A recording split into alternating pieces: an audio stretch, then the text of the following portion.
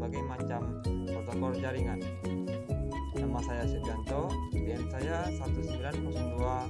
1902100043. Di sini saya akan menjelaskan berbagai macam protokol jaringan. Yang pertama yaitu DNS, Domain Name System. Sebuah sistem yang menyimpan informasi tentang nama host maupun nama domain dalam bentuk master data tersebar di dalam jaringan komputer. Yang kedua, FTP, File Transfer Protocol, yaitu sebuah protokol internet yang berjalan di dalam lapisan aplikasi yang merupakan standar untuk pengiriman berkas atau file komputer antar mesin-mesin dalam sebuah antar jaringan. Yang ketiga, HTTP, Hypertext Transfer Protocol, yaitu protokol yang dipergunakan untuk mentransfer dokumen dan web dalam sebuah web browser. Selain itu juga merupakan protokol yang meminta dan menjawab, berinteraksi atau client dan server. Yang keempat, NFS, Network File System, yaitu sebuah jaringan protokol yang memungkinkan pengguna di klien komputer untuk mengakses file melalui jaringan dengan cara yang sama dengan bagaimana penyimpanan lokal yang diaksesnya. Baiklah, perkenalkan, nama saya Ayunda Anissa, NPS 19021044. Di sini saya akan melanjutkan menjelaskan materi yang sebelumnya sudah dijelaskan oleh teman saya. Yang kelima, ada MIME atau Multipurpose Internet Mail Extension. Protokol yang digunakan untuk mengirim file binary dalam bentuk teks dengan port 25. MIME juga merupakan perluasan untuk kerangka RFC 5321 yang dimaksudkan untuk mengatasi beberapa masalah dan keterbatasan penggunaan SMTP atau protokol transfer mail lain dan RFC 5322 untuk mail elektronik. Yang keenam, ada SMB atau Server Message Block. Protokol yang digunakan untuk mentransfer server-server file ke DOS dan Windows. Protokol SMB dapat digunakan melalui internet di atas protokol TCP/IP dalam networking atau di atas protokol jaringan lainnya. Yang ketujuh, ada DHCP atau Dynamic Configuration Protocol. Merupakan layanan yang memberikan nomor IP kepada komputer yang memintanya secara otomatis dengan port 445.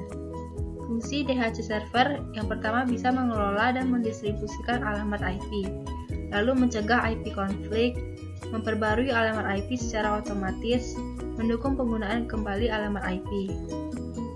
Yang kedelapan, ada POP3 atau Post Office Protocol. Protokol ini digunakan untuk mengambil mail dari suatu mail transfer agent yang akhirnya mail tersebut akan di-download ke dalam jaringan lokal dengan port 993,995.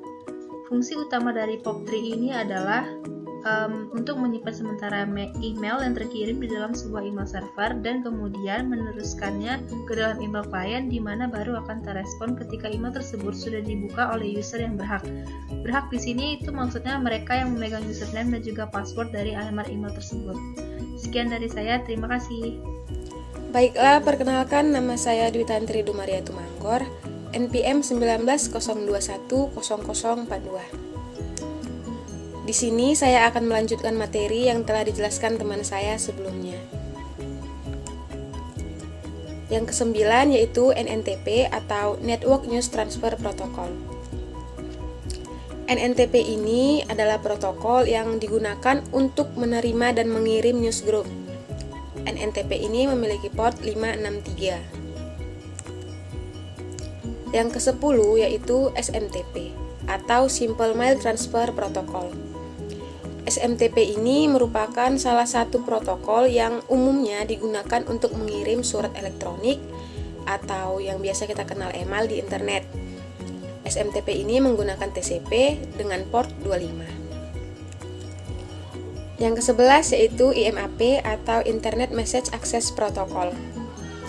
IMAP ini merupakan protokol standar yang digunakan untuk mengakses atau mengambil email dari server. IMAP ini lebih kompleks dari POP3. IMAP memiliki port 143. Dan yang ke-12 yaitu Telnet atau Telecommunication Network. Telnet ini adalah terminal interaktif yang digunakan untuk mengakses suatu remote pada internet.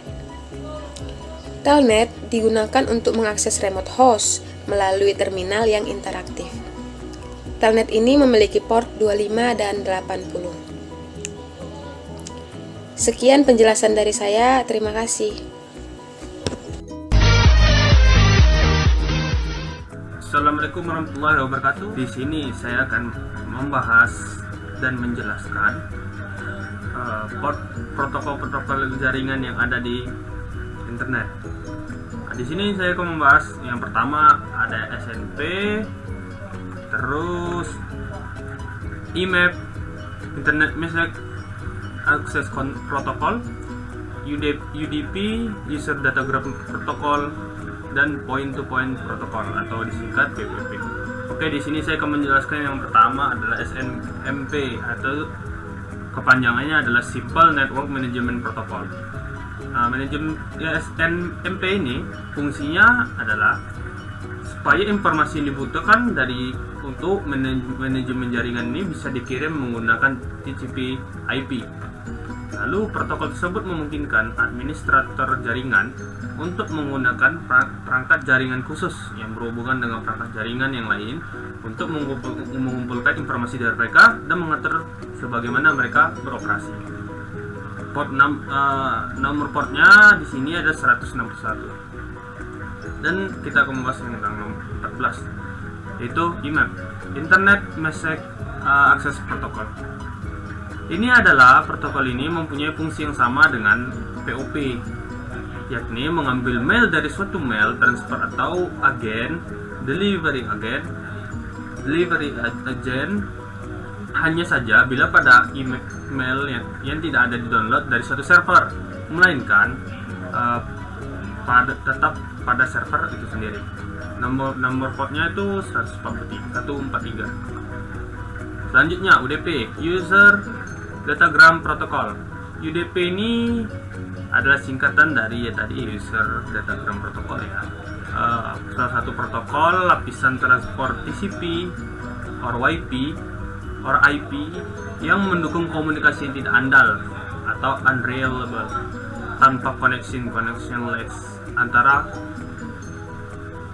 host dalam jaringan yang menggunakan TCP atau IP. Kalau untuk nomornya sendiri itu adalah 16.000 untuk UDP. Lalu yang terakhir kita bahas point-to-point protocol atau disingkat PPPP. P3 adalah sebuah protokol enkapsulasi paket jaringan yang banyak digunakan pada wide area network atau disingkat WAN. Nah, di sini yang PP ini nomor portnya adalah 185. Oke, sekian penjelasan dari saya. Terima kasih. Assalamualaikum warahmatullahi wabarakatuh.